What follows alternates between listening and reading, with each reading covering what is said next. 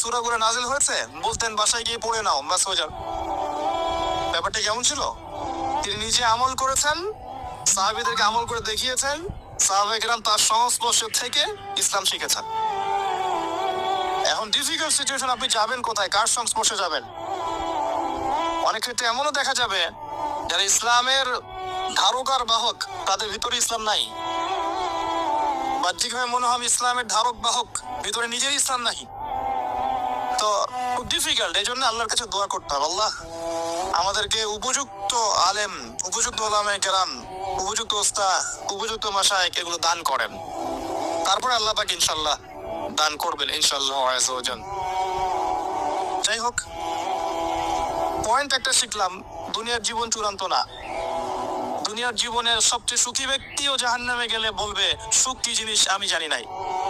আর দুনিয়ার সবচেয়ে কষ্টে থাকা ব্যক্তি জান্নাতে গেলে বলবে দুঃখ কি জিনিস আমি জানি না।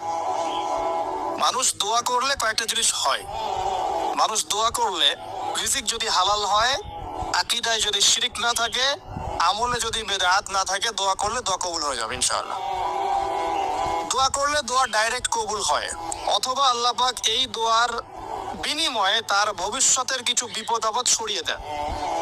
মনে করেন আপনি দোয়া করেছেন, অনেক দোয়া করেছেন, ইনস্ট্যান্ট আপনি রেজাল্ট পান নাই, আপনি জানেনই না এই দোয়ার বদৌলতে আপনার আগামীর বিপদ আল্লাহ কাটিয়ে দিয়েছে। এটা আল্লাহ জানেন, আপনি জানেন না। অথবা কি হতে পারে, অথবা কিয়ামতের মাঠে এই বিনিময় দেওয়ার জন্য আল্লাহ পাক প্রতিদান রেখে দিবেন নিজের কাছে।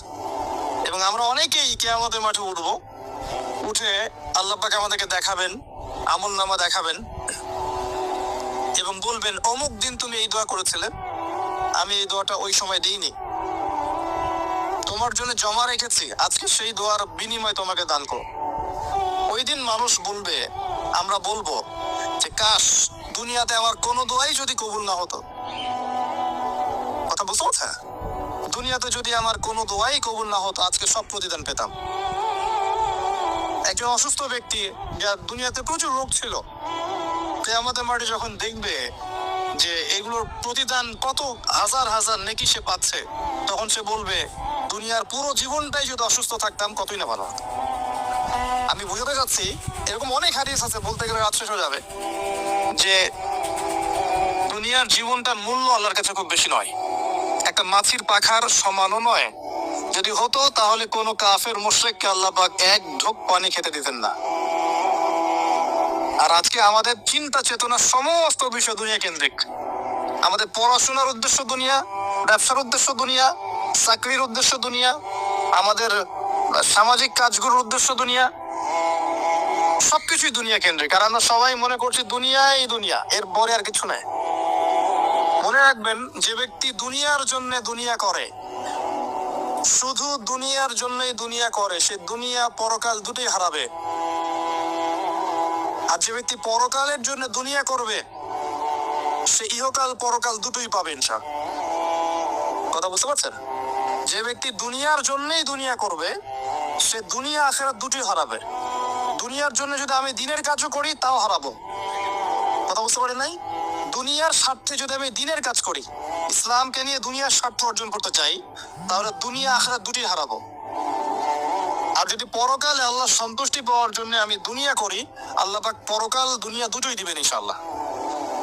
আল্লাহ পাক আমাদেরকে বোঝার তৌফিক দান করুন, আমিন। আশা করি আমরা সাফল্যের সংজ্ঞাটা বুঝতে পেরেছি। কারা সফল হবে? মুমিনরা। এবার আসেন, মুমিন কারা?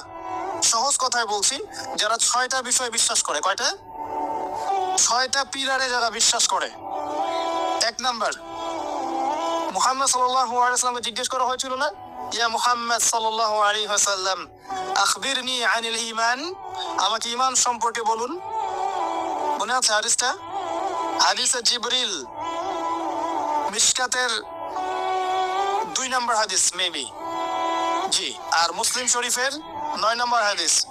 জিবরাইল আলাইহিস সালাম মানুষের বেশ ধরে নবী সাল্লাল্লাহু আলাইহি ওয়াসাল্লামের কাছে এসেছিলেন, তার হাঁটুর সাথে হাঁটু লাগিয়ে বসেছেন, বসে 4টা প্রশ্ন করেছিলেন। ইসলাম কাকে বলে, ঈমান কাকে বলে, ইহসান কাকে বলে এবং কিয়ামত কবে হবে।